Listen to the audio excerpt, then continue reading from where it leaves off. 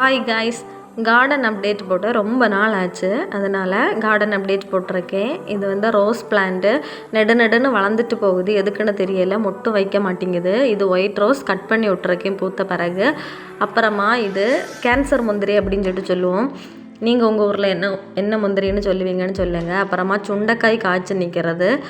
அப்புறமா இந்த water apple வந்து நிற்குது. அன்றைக்கே வீடியோ போட்டிருந்தேன் நிறைய புழு வைக்குது அப்படின்னு சொல்லிட்டு. ஆனால் இது புழு வைக்கல, இப்போது நிறைய மொட்டு பிஞ்சு வச்சுருக்கு. ஆனால் இது வந்து நிறைய பெருசாகிறவே இல்லை, என்ன குழப்பம்னு தெரியலை.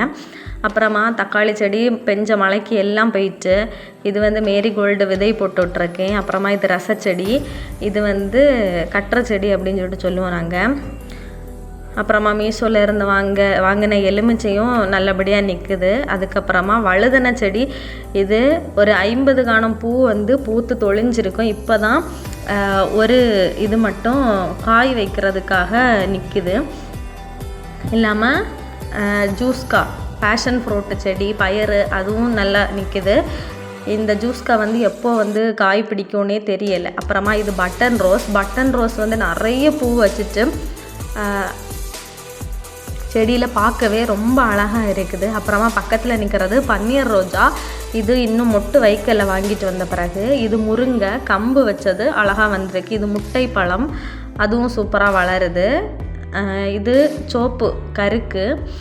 அப்புறமா இந்த மங்குஸ்தான் செடி தான் ஒரு மாதமாக வளரவே இல்லாமல் நின்றுது. இப்போ அந்த தளிர் பார்த்த பிறகு தான் ரொம்ப சந்தோஷமாக இருக்குது.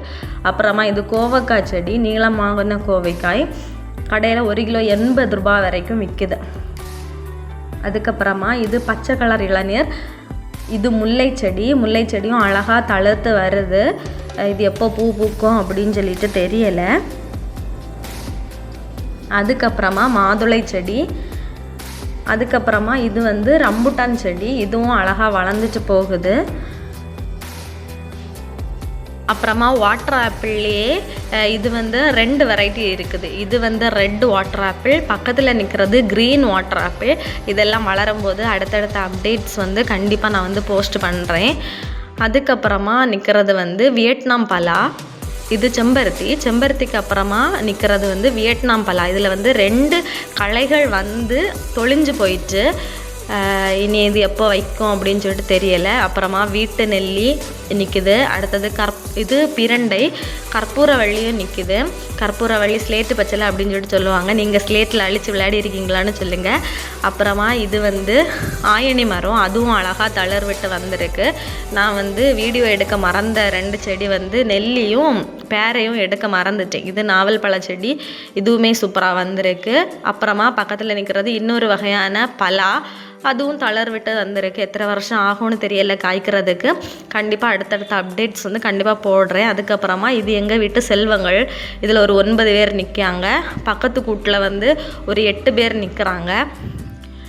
எங்கள் வீட்டு கோழிகளை உங்களுக்கு பிடிச்சிருக்கா, இந்த வீடியோ எப்படி இருக்குது அப்படின்னு சொல்லிட்டு கமெண்டில் சொல்லுங்கள். வீடியோ பிடிச்சிருந்தா லைக் ஷேர் சப்ஸ்கிரைப் பண்ணுங்கள்.